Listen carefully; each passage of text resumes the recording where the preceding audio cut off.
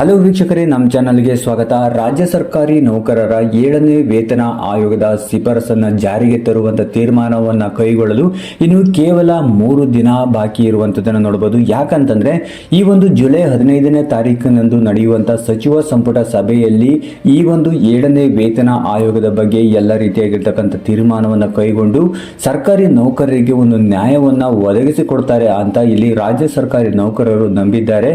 ಹಾಗಾಗಿ ಈ ಒಂದು 15ನೇ ತಾರೀಕು ಏನು ಸಚಿವ ಸಂಪುಟ ಏನು ತೀರ್ಮಾನವನ್ನು ಕೈಗೊಳ್ಳುವುದರ ಮೇಲೆ ಅವರ ಒಂದು ನಿರೀಕ್ಷೆ ಹೆಚ್ಚಾಗಿರುವಂತದ್ದನ್ನ ಇಲ್ಲಿ ನೋಡಬಹುದು.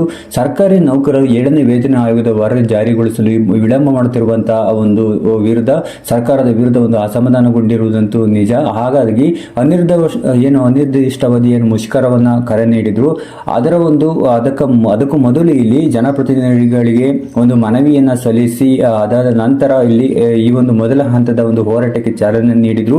ಈ ಒಂದು ಹೋರಾಟದಿಂದ ಅಂದ್ರೆ ಈ ಒಂದು ಏನು ಮನವಿ ಸಲ್ಲಿಸುವಂತಹ ಪ್ರಕ್ರಿಯೆಯಿಂದ ಶುರುವಾಗಿರತಕ್ಕಂಥ ಈ ಒಂದು ಹಂತವನ್ನ ಇಲ್ಲಿ ಮುಂದೆ ಇನ್ನು ಹೋರಾಟದ ಒಂದು ರೂಪುರೇಷೆಯನ್ನು ಪಡೆದುಕೊಳ್ಳುವ ಮುನ್ನ ಈ ಒಂದು ಯೋಜನೆಯನ್ನು ಜಾರಿಗೆ ತರ್ತಾರೆ ಅನ್ನುವಂಥದ್ದನ್ನು ನೋಡಬಹುದು. ಇಲ್ಲಿ ಈ ಒಂದು ಏನು ಆರ್ಥಿಕ ಇಲಾಖೆಯ ಒಂದು ವರದಿ ಏನು ಶಿಫಾರಸು ಹೇಗೆ ಜಾರಿಗೊಳಿಸಬೇಕು ಅಂತ ಒಂದು ವರದಿ ಯಾವ ರೀತಿ ತಯಾರು ಮಾಡಿದ್ದಾರೆ ಅನ್ನುವಂಥದ್ರ ಬಗ್ಗೆ ಮುಖ್ಯಮಂತ್ರಿಗಳಿಗೆ ಇಲ್ಲಿ ಸಲ್ಲಿಕೆ ಮಾಡಲಾಗಿತ್ತು. ಈ ವರದಿಯನ್ನ ಸಚಿವರಿಗೆ ವಿವರಿಸಿ ಸಿದ್ದರಾಮಯ್ಯನವರು ಸಚಿವ ಸಂಪುಟ ಸಭೆಯಲ್ಲಿ ಅನುಮೋದನೆಯನ್ನ ಪಡೆಯಬೇಕಾಗಿದೆ. ಹಾಗಾಗಿ 7ನೇ ರಾಜ್ಯ ವೇತನ ಆಯೋಗದ ವರದಿ ಜಾರಿ ವಿಳಂಬ ಮಾಡುತ್ತಿರುವಂತಹ ರಾಜ್ಯ ಸರ್ಕಾರಿ ನೌಕರರು ಹಲವು ಪ್ರಶ್ನೆಗಳನ್ನು ಇಲ್ಲಿ ಮುಂದಿಟ್ಟಿದ್ದಾರೆ ಅನ್ನುವಂಥದ್ದು. ಸರ್ಕಾರಿ ನೌಕರ ಒಂದು ಅನಿರ್ದಿಷ್ಟಾವಧಿ ಏನು ಮುಷ್ಕರ ಕರೆಗೆ ಒಂದು ಬೆದರಿರುವಂತಹ ಸರ್ಕಾರ ಈ ಒಂದು ಯೋಜನೆಯನ್ನ ಜಾರಿ ಕುರಿತು ಆಗಸ್ಟ್ನಲ್ಲಿ ಆದೇಶವನ್ನ ಹೊರಡಿಸಲಿದೆ ಎಂಬ ಸುದ್ದಿ ಇದೀಗ ಹಬ್ಬಿರುವಂತದ್ದು. ಸೊ ಇದರ ಜೊತೆಗೆ ಏನು 2.60 ಲಕ್ಷ ಏನಿದ್ದಾರೆ ಈ ಒಂದು ಹುದ್ದೆಗಳನ್ನ ಇಲ್ಲಿ ಏನು ಆ ಕಾರ್ಯವನ್ನ ಹಾಲಿ ಇರುವಂತಹ ಸರ್ಕಾರಿ ನೌಕರರು ಒತ್ತಡದ ನಡುವೆಯೂ ಕಾರ್ಯನಿರ್ವಹಿಸುವಂತಹ ಒಂದು ಸನ್ನಿವೇಶ ಎದುರಾಗಿರುವಂತದ್ದು ನೋಡಬಹುದು. ಈಗಾಗಲೇ ಹೇಳಿದಂಗೆ ಈ ಏನು ಇನ್ನ ಹುದ್ದೆಗಳನ್ನ ತುಂಬಬೇಕಾಗಿರುವಂತದ್ದು 8,500 ಕೋಟಿಯಷ್ಟು ಇವರಿಂದ ಉಳಿತಾಯ ಆಗ್ತಾ ಇದೆ. ಹಾಗಾಗಿ ಇದರಿಂದ ಏನು ಆರ್ಥಿಕವಾಗಿ ಅಷ್ಟೇನು ಹೊರೆ ಆಗೋದಿಲ್ಲ ಅನ್ನುವಂಥದ್ರ ಬಗ್ಗೆನೂ ಕೂಡ ಇಲ್ಲಿ ಹೇಳಲಾಗಿದೆ. ಪ್ರಮುಖ ಬೇಡಿಕೆ ಏನಂತಂದ್ರೆ ನೂತನ ಪಿಂಚಣಿ ಯೋಜನೆಯನ್ನು ರದ್ದುಪಡಿಸಿ ಹಳೆ ಪಿಂಚಣಿ ಯೋಜನೆಯನ್ನ ಜಾರಿಗೆ ಒಂದು ತರಬೇಕು ಅನ್ನುವಂಥದ್ದು ಕೂಡ ಇಲ್ಲಿ ಸರ್ಕಾರಿ ನೌಕರರ ಒಂದು ಬೇಡಿಕೆ ಆಗಿರುವಂಥದ್ದು. ಏನು 2023 ಮಾರ್ಚ್ನಲ್ಲಿ ಅಪಾರ ಮುಖ್ಯ ಕಾರ್ಯದರ್ಶಿಗಳಾಗಿರ್ತಕ್ಕಂಥ ಅಧ್ಯಕ್ಷತೆಯಲ್ಲಿ ಸಮಿತಿಯನ್ನು ರಚಿಸಿತು. ಇದುವರೆಗೂ ಈ ಸಮಿತಿ ಒಂದೇ ಒಂದು ಸಭೆಯನ್ನು ನಡೆಸಿಲ್ಲ. ಹಾಗೆ ಹಳೆ ಪಿಂಚಣಿ ಯೋಜನೆಯನ್ನು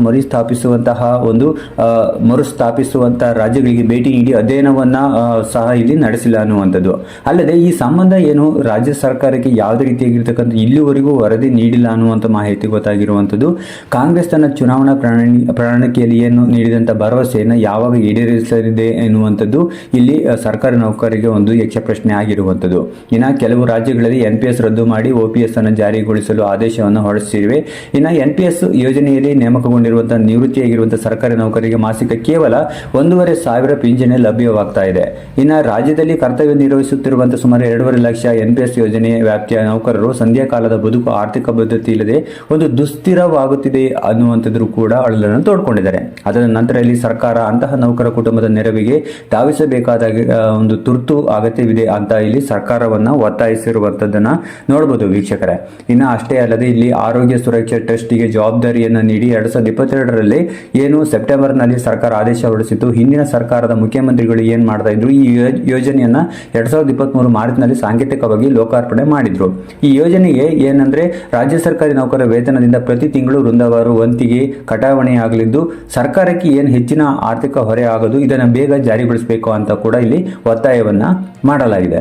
ಸೊ ಈ ಯೋಜನೆಯ ಅನುಷ್ಠಾನಾಧಿಕಾರಿಗಳು ತಾಂತ್ರಿಕ ಹಾಗೂ ಇನ್ನಿತರ ಕಾರಣಗಳನ್ನು ನೀಡಿ ಈ ಯೋಜನೆಯನ್ನು ಜಾರಿಗೊಳಿಸಲು ಅನಗತ್ಯ ವಿಳಂಬ ಮಾಡುತ್ತಿದ್ದು ಈ ಒಂದು ಸರ್ಕಾರಿ ನೌಕರ ಆರ್ಥಿಕ ಹೊರೆಯಾಗುತ್ತಿರುವುದರಿಂದ ಶೀಘ್ರವಾಗಿ ಯೋಜನೆಯನ್ನ ಲೋಕಾರ್ಪಣೆ ಮಾಡುವಂತೆ ಒತ್ತಾಯವನ್ನ ಮಾಡಲಾಗ್ತಾ ಇದೆ ವೀಕ್ಷಕರೇ.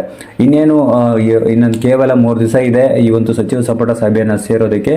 ಆ ಸಭೆಯಲ್ಲಿ ಯಾವ ರೀತಿ ತೀರ್ಮಾನವನ್ನು ಕೈಗೊಳ್ಳುತ್ತಾರೆ ಅನ್ನುವಂಥದ್ದು ಕಾದು ನೋಡಬೇಕಾಗಿದೆ. ವೀಕ್ಷಕರೇ, ಈ ವಿಡಿಯೋ ನಿಮಗೆ ಇಷ್ಟ ಆದರೆ ವಿಡಿಯೋಗೆ ಲೈಕ್ ಮಾಡಿ, ಶೇರ್ ಮಾಡಿ. Thank you for watching.